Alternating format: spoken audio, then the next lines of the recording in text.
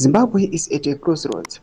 As the 2028 approaches, the question is not just who wants power, but who can use it to deliver.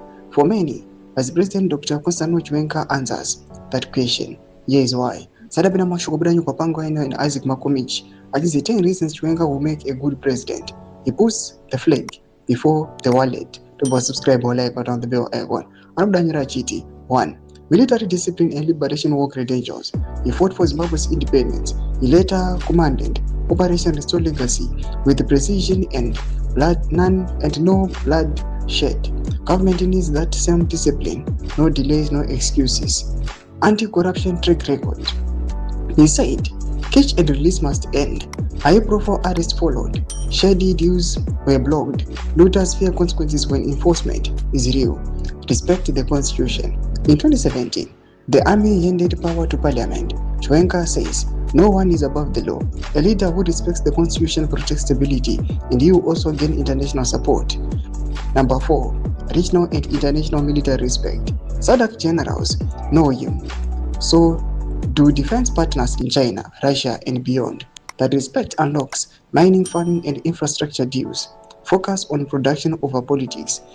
His mantra is making policies that will attract the investors, creating jobs, avhundutsa, dams, and factories.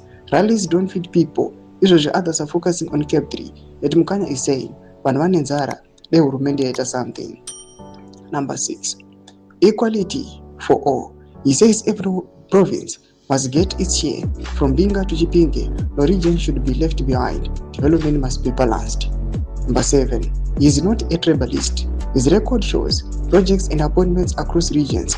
He believes in one nation, one people. Zimbabwe needs a president who sees citizens, not clans.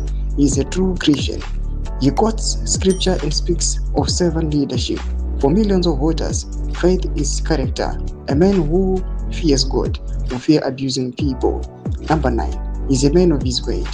Allies call him consistent. He doesn't promise one thing at sunrise, but he do the opposite by sunset. Trust is built on keeping promises. Number 10. He values national interest over personal gain. From the Bush War to State House, his life has been service. He has not built a business empire. While in office, he puts the flag before the wallet. Toma developments anoyapangwa ino ipina comment section meduza vumbre enyi motu dipa mtsirupe chitko each. So subscribe or like, hit on the bell icon.